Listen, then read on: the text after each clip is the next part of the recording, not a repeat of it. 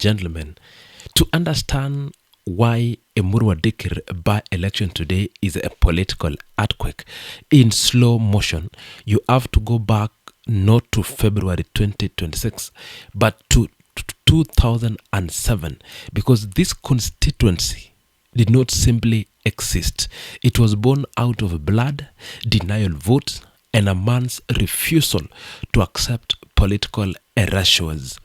In 2007, a little known Joanna Ngeno, running on a small party called KADU, was headed for an historic victory against PNU Immigration Minister Colonel Gideon Conchela in the Kilgoris parliamentary race.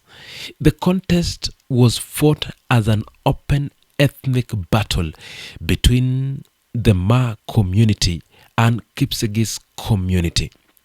As counting pointed decisive towards Ngeno, the process was stopped, no results were declared, and the seat went unfilled. That denial became the founding grievances of Emurua Dikir. The untrue legale boundary delimitation team subsequently created Emurua Dikir constituency from Transmara East, and in 2013, Ngeno contested and won, going on to retain the seat in 2017 and 2022. 3 consecutive terms, the only MP the constituency had ever known. The historical pattern in Emurua Dikir is one of the resistance of the political establishment from the denied 2007 election to creation of a constituency gulfed from the margin of 3 terms of an MP who built his identity on fighting the system. That DNA does not easily align with the party of the incumbent president. What makes today genuinely unpredictable is that both leading candidates, Keter for UDA and Rotich for DCP, are presenting themselves as outsiders to the legacy Ngeno has held, competing for a community that built its political identity around one man.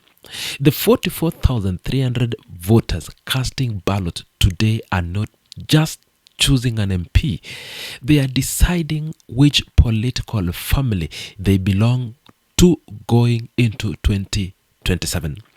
Now, on to the candidates and what they represent. President William Ruto's UDA party is fronting David Keter, while Rigathi Gachagua's DCP nominates Vincent Rotich for the parliamentary seat.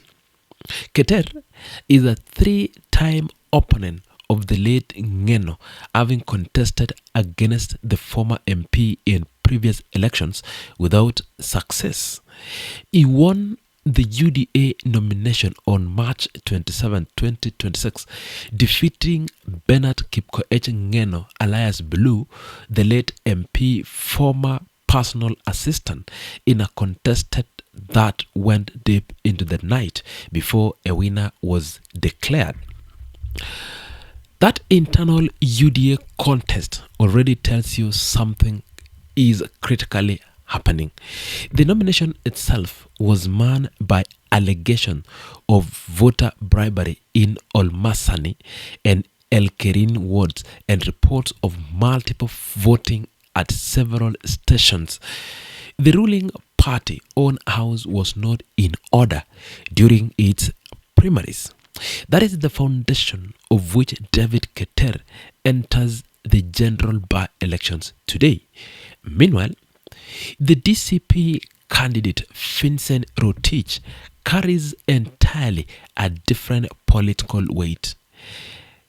Cabinet Secretary for Defense Soipan Tuya nominated Senator Joyce Korir and Narok Woman Representative Rebecca Tonkei hit the campaign trail in support of the UDA candidate Keter.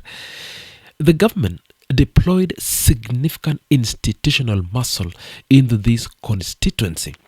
That deployment in itself an admission that UDA does not consider this seat as certain. The Gachagua's allied DCP, on the other hand, is playing a different game. A DCP win here would be the first concrete parliamentary electoral proof that the former deputy president's post-impeachment political organization has moved from rallies and press conference into the actual seat capture. That would fundamentally change how 2027 coalition conversations are structured.